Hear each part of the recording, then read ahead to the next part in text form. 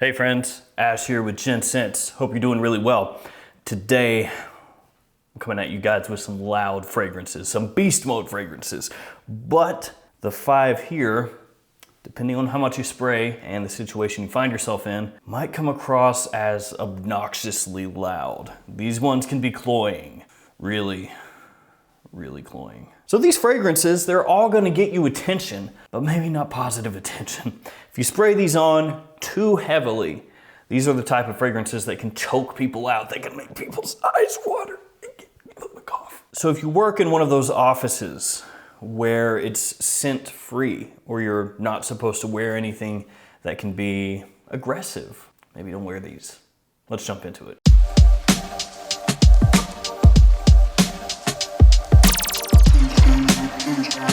Let's start things off with one of my favorite fragrances of all time. This one is on my Mount Rushmore of fragrances, and I'm lying to you. I don't actually love it. It's Invictus, Paco Rabanne. Wow. I've talked about this fragrance a whole bunch, and that's because this is a really important fragrance. I mean, you can smell so many new scents nowadays from men that have a little bit of this in them, some inspiration that they've taken from this fragrance, I should say. This one has that bubblegummy sweetness, and that is what can really lead this to be an obnoxiously loud fragrance. You spray way too much of this on, people will absolutely 100% notice, probably not in a good way. The one place you might be able to get away with that is in a club type situation with lots of people mingling around, where you need to cut through all of that noise in the club. By noise, I don't mean auditory noise, I mean olfactive noise. You heard. This one has C notes, grapefruit, bay leaf, jasmine, and ambergris, which really is ambroxan or an ambroxan type aroma chemical in the fragrance. Now for younger guys, this one is extremely popular because it is a definite people pleaser, compliment puller, mass appeal kind of fragrance. It's just one that you want to watch how much you spray, especially if it's really hot outside, or if you're gonna be in close proximity to people, maybe you wanna think of dialing it back a little bit. Again, unless we're talking about a club, bar type situation. Even in those situations though, I think you don't wanna go too heavy because you don't wanna come across as like a cologne guy douchebag kind of person, unless you are a cologne guy douchebag kind of person and you want to really own that. In that case, man, you know, knock yourself out, 25 sprays, and that might literally knock yourself out. So there we go, first one, Paco Rabanne, Invictus, a modern classic. All right, let's hop from Paco Rabanne to the amazing high quality house of our Moth. And this fragrance is our Moth Craze. The quality here, as far as the packaging goes, is through the roof. Check this out. Yes, the entire collar did just come off when I removed the lid. That's quality. Now to be fair, this fragrance is actually really good for the price. It's a clone of Parfums de Marly Pegasus. So this one is gonna get you a similar scent profile to Pegasus. It's just gonna come in a more inexpensive package. There's almond in here, there's vanilla, there's heliotrope, there's cumin and jasmine. And like I said, in all seriousness, this is actually a really solid clone to Parfums de Marly Pegasus. I know that the packaging here is cheap, and it is our Moth, and some people hate our Moth because they make lots of clone fragrances, some of them good, some of them bad, but just on scent alone, this is a good one. Now that being said, the almond, the vanilla, the heliotrope here, when this all combines together, if you spray lots of this, it's not gonna go over well. That is a bad idea. Beast mode, yes, but it's aggressive and it's sharp. And when that hits people's noses, if you have too much of that on, oof, God help you. Guys, do me a favor. If you're not subscribed to me, hit that subscribe button so you don't miss any lists, upcoming reviews, news, whatever on men's fragrances. And now soaps sometimes, whenever I feel like it.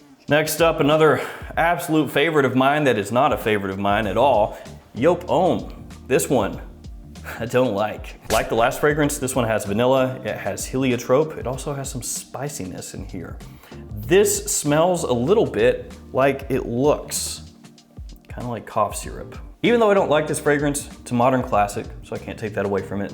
You've got original Santol from Creed that, you know, smells a little similar to this, and then Individual from Mont Blanc that also smells a little bit similar to this. I think both of those fragrances are more wearable than this one, but if we're talking just straight up performance, this one is the winner.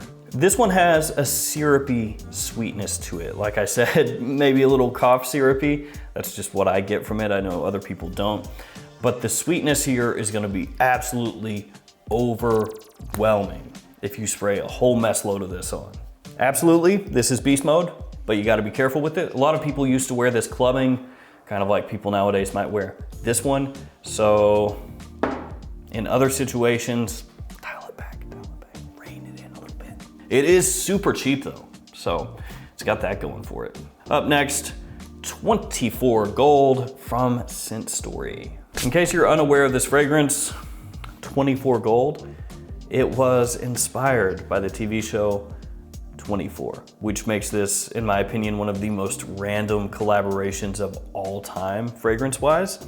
Not sure exactly who it was that was watching 24 and they were like, hey, you know what'd be awesome? A 24 fragrance.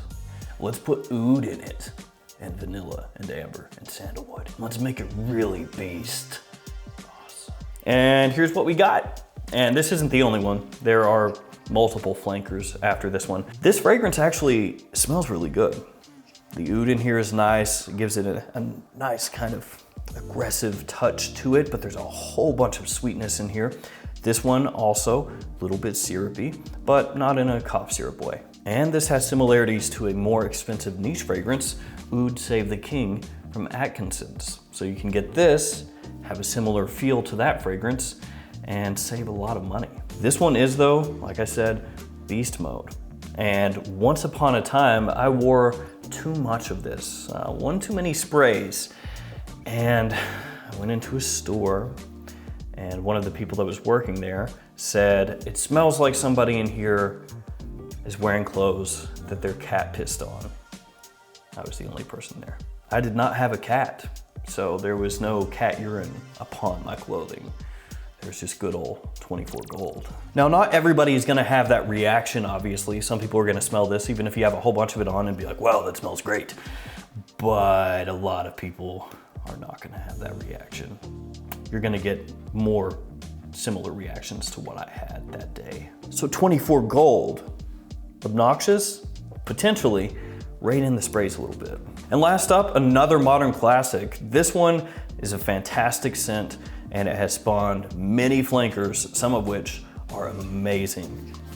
Amen from Mugler. You can tell these fragrances right away from their bottles. I mean, look at that, iconic. And also iconic, the terrible atomizer. Seriously, this atomizer, it sucks. But the bottle is pretty cool. This one has caramel, coffee, patchouli, vanilla, and tonka as some of the notes in the fragrance. And this still smells great, in my opinion. It's a little bit divisive. Some people don't like it. Some people think that it has sort of a tar smell to it. Never really got that myself, but some people pick that up from here. Now you can tell by that note breakdown, there's a lot of sweetness in here. There's some gourmand elements. There's caramel, there's coffee, tonka, vanilla. So you've got a whole bunch of really warm, rich, and deep notes in this fragrance. Like I said, personally, I think this is awesome. Out of all these fragrances here today, if I could keep only one from my collection, you best believe it would be this one. And yet, for some people, it's too much power, too much intensity. And it can be cloying, for sure. This one, with how strong it is, with how rich and sweet the notes are in the fragrance, with that little bit of an earthy touch from patchouli, yeah, it's gonna choke people out if you wear too much. So this one right here, Mugler Amen. Yes, beast mode. Yes, absolute classic. Potentially obnoxiously loud. I still love you though. Doesn't matter what some of them think. You're a classic. Don't ever forget it. All right, guys, there are 5 fragrances that are beast mode for sure, but are potentially cloying, potentially obnoxious if you wear too many sprays in the wrong situation. I mean, really though, any fragrance can be obnoxious if you spray too many times, so whatever. It's just these ones, you can reach that point a lot quicker. Leave me in the comments some of the fragrances you think are obnoxiously loud. Fragrances that when you smell them, you're just like, oh my God, I got a headache. Let me know what those are for you. As always, thanks for hanging out with me today. Thanks for all your support. Stay safe out there, and I'll see you guys tomorrow with another fragrance video. See you guys.